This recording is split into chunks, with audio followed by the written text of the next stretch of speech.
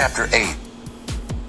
Years before, Elisha had told the woman whose son he had brought to life, "Leave here and go, you and your family, and live someplace else.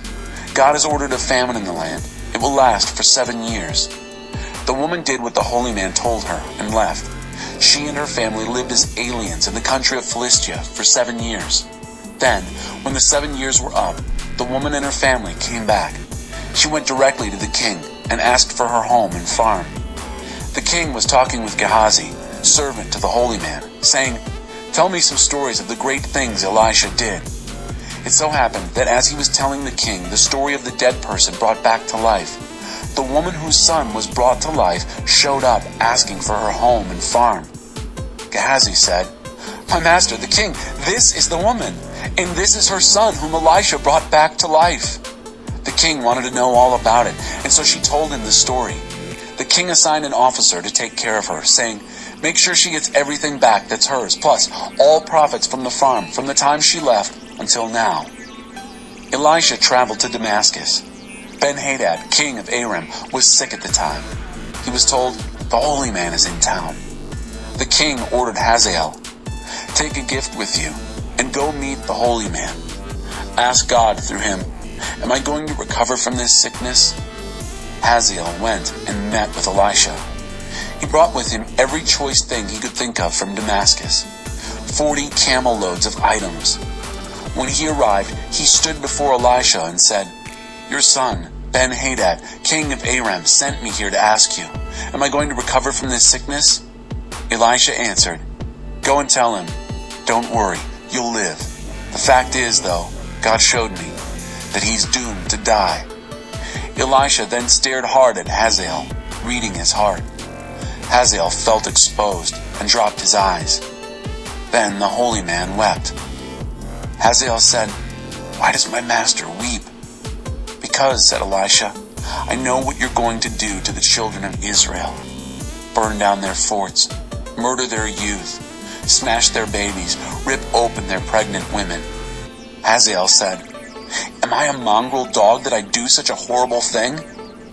"God showed me," said Elisha, "that you'll be king of Aram." Hazael left Elisha and returned to his master, who asked, "So what did Elisha tell you?" "He told me, 'Don't worry, you'll live.'"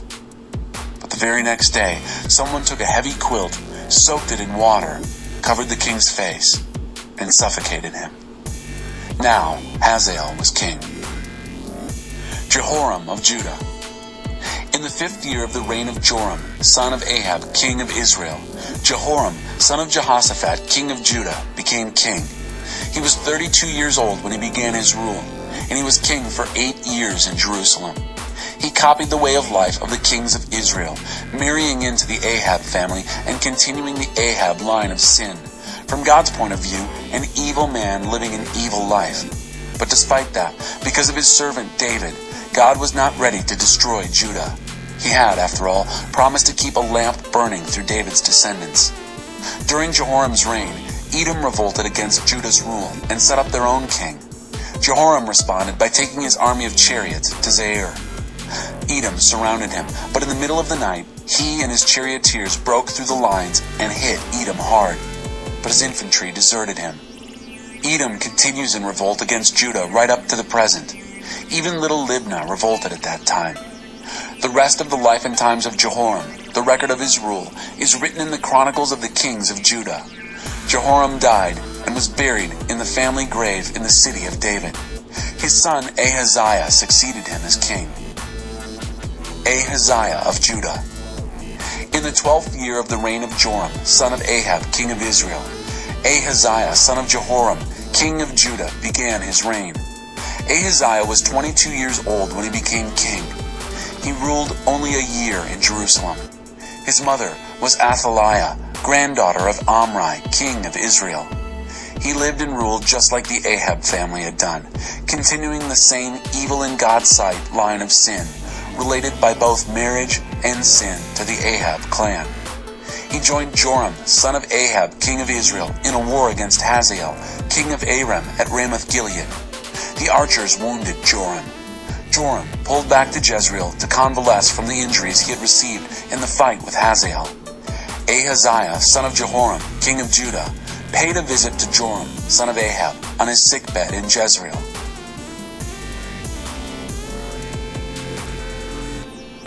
Chapter 9.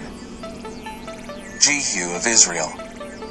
One day, Elisha the prophet ordered a member of the guild of prophets, "Get yourself ready, take a flask of oil, and go to Ramoth Gilead. Look for Jehu, son of Jehoshaphat, son of Nimshi. When you find him, get him away from his companions and take him to a back room. Take your flask of oil and pour it over his head and say, 'God's word, I anoint you king over Israel.' Then open the door and get out of there as fast as you can. Don't wait around." The young prophet went to Ramoth Gilead. On arrival, he found the army officers all sitting around. He said, "I have a matter of business with you, officer." Jehu said, "Which one of us?" "With you, officer." He got up and went inside the building. The young prophet poured the oil on his head and said, "God's word, the God of Israel, I've anointed you to be king over the people of God, over Israel. Your assignment is to attack the regime of Ahab, your master. I am avenging the massacre of my servants, the prophets. Yes, the Jezebel massacre of all the prophets of God. The entire line of Ahab is doomed. I'm wiping out the entire bunch of that sad lot. I'll see to it that the family of Ahab experiences the same fate as the family of Jeroboam, son of Nebat, and the family of Baasha, son of Ahijah. As for Jezebel, the dogs will eat her carcass in the open fields of Jezreel. No burial for her." Then he opened the door and made a run for it. Jehu went back out to his master's officers. They asked, "Is everything all right? What did that crazy fool want with you?" He said, "You know that kind of man, all talk." "That's a lie," they said. "Tell us what's going on." He said, "He told me this and this and this. In effect, God's word. I anoint you king of Israel." They sprang into action. Each man grabbed his robe. They piled them at the top of the steps for a makeshift throne. Then they blew the trumpet and declared, "Jehu is king." That ignited the conspiracy of Jehu, son of Jehoshaphat, son of Nimshi, against Joram. Meanwhile, Joram and the entire army were defending Ramoth Gilead against Hazael, king of Aram. Except that Joram had pulled back to Jezreel to convalesce from the injuries he got from the Arameans in the battle with Hazael, king of Aram. Jehu said, "If you really want me as king, don't let anyone sneak out of the city and blab the news in Jezreel." Then Jehu mounted a chariot and rode to Jezreel, where Joram was in bed, resting. King Ahaziah of Judah had come down to visit Joram. A sentry standing duty on the watchtower in Jezreel saw the company of Jehu arrive. He said, "I see a band of men." Joram said, "Get a horseman and send him out to meet them and inquire, 'Is anything wrong?'" The horseman rode out to meet Jehu and said, "The king wants to know if there's anything wrong." Jehu said, "What's it to you whether things are right or wrong? Fall in behind me." The sentry said, "The messenger reached them, but he's not returning." The king then sent a second horseman. When he reached them, he said, "The king wants to know if there's anything wrong." Jehu said, "What's it to you whether things are right or wrong? Fall in behind me." The sentry said, "The messenger reached them, but he's not returning. The driving is like the driving of Jehu, son of Nimshi. Crazy." Joram ordered, "Get my chariot ready." They hitched up his chariot. Joram, king of Israel, and Ahaziah, king of Judah, each in his own chariot, drove out to meet Jehu. They met in the field of Naboth of Jezreel. When Joram saw Jehu, he called out, "Good day, Jehu." Jehu answered, "What's good about it? How can there be anything good about it as long as the promiscuous whoring and sorceries of your mother Jezebel pollute the country?" Joram wheeled his chariot around and fled, yelling to Ahaziah, "It's a trap, Ahaziah!" Jehu pulled on his bow and released an arrow. It hit Joram between the shoulder blades and went right through his heart. He slumped to his knees in his chariot. Jehu ordered Bidkar, his lieutenant, "Quick, throw him into the field of Naboth of Jezreel.